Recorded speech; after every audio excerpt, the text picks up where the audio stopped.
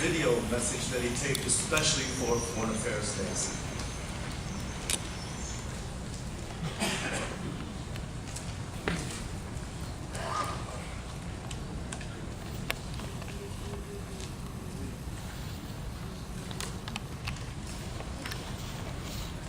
Good morning and a happy May 1st to all of you.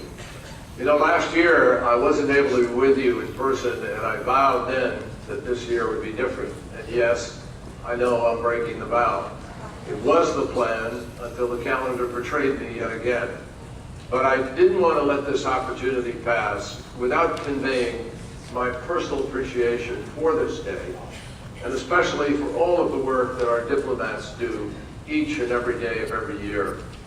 Foreign Affairs Day is a meeting of the whole State Department family, and it's one of the truly special events that we get to do every single year. It's also personal for me because for several decades my dad was a member of the department's alumni community. And when I stop and think about it, I feel like I can still hear the sound of my fax machine in my old Senate office pumping out my regular messages from my father. He never lost his passion or his desire that the lessons of history be correctly understood. He was constantly sending them to me. He never hid his concern that America needed to play a constructive international role.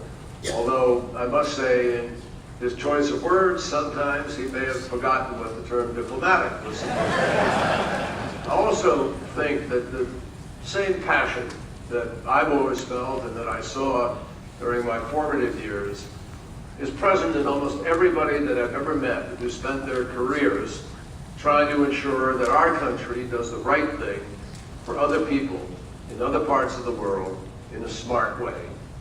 You may no longer come into the office each morning, but the knowledge and the experience that you've gained is still you. And that's a big reason why Foreign Affairs Day has been so successful. And it's why it's been around for 50 years. So let me begin just by thanking Arnie Chacon for bringing everyone together, and also Bob Silverman of AFSA, and Marty Hurwitz of D'accord for their outstanding leadership. And I also want to join in saluting our honorees, Ron Newman, recipient of the D'accord Foreign Service Cup, Donna Bordley, this year's winner of the DG Civil Service Cup, and Chris Arcos, the winner of the DG Foreign Service Cup. These are all extraordinary awards given, frankly, only to exceptional people. And the recognition this year is richly deserved. So congratulations to all of you. Well done.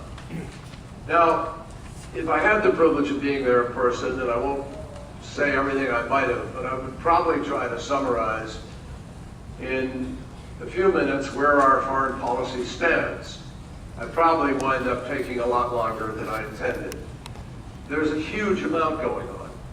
So maybe it's just as well that I have no choice but to be contained and brief within this format. But on Iran, our nuclear talks are complicated, they're difficult, they're intense, they're like a marathon.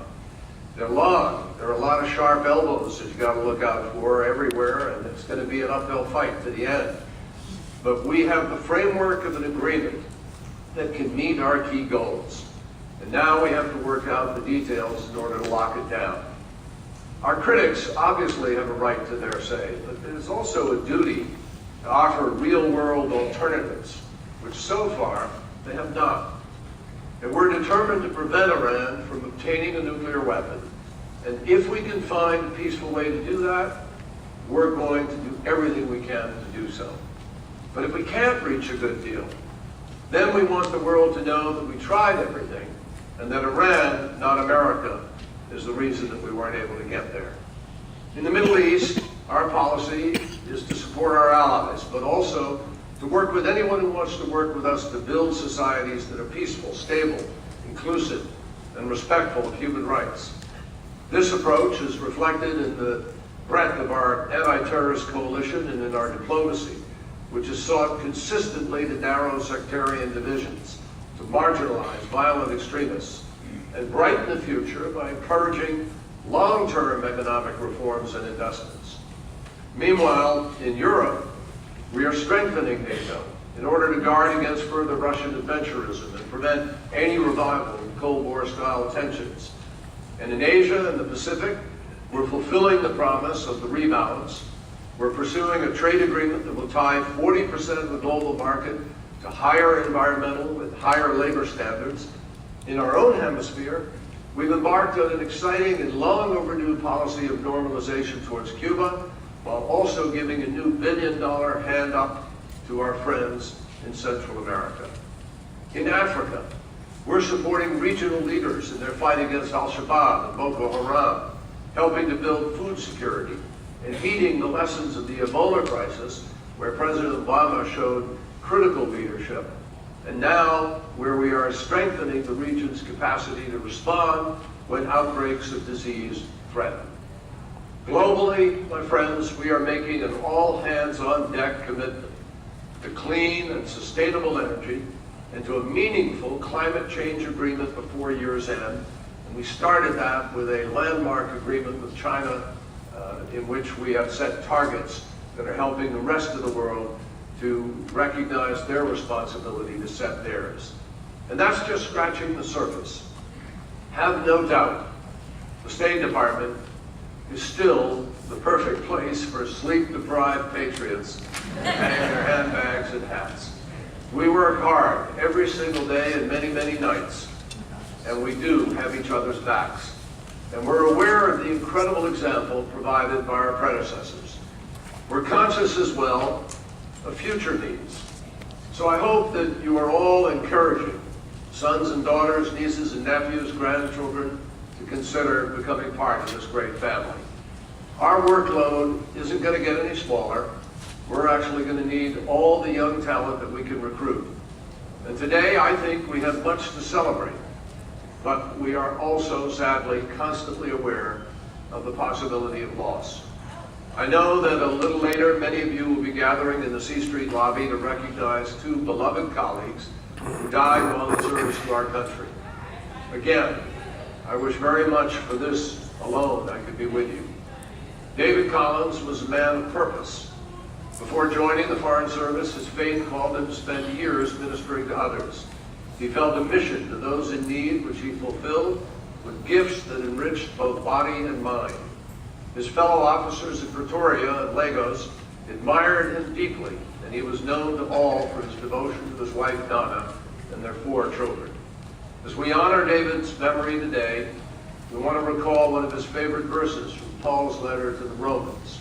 How beautiful are the feet of those who preach the gospel of peace and bring glad tidings of good things. Reda Nadal, like David, was a bringer of glad tidings. She had a larger-than-life personality and lifted spirits wherever she went. And the stories about her are legion. How she found beauty even in the tunnels of Moscow subway. How she welcomed embassy newcomers with open arms and a 1,000-megawatt smile. And how she brought clothing and school supplies to orphans in Afghanistan. Once Reda asked a friend at Post, "Don't you want to see more? Don't you want to see things that aren't on the well-worn path? Don't you want to live a little?" The names of David and Reda will be carved into marble as a permanent remembrance of their dedication to our country and our values. We honor them, and we will not forget them, and we will carry on their mission. So in closing, I want to thank you all once again for everything that you've done and are continuing to do for our country and for the State Department family. God bless you all, keep you safe, and thank you.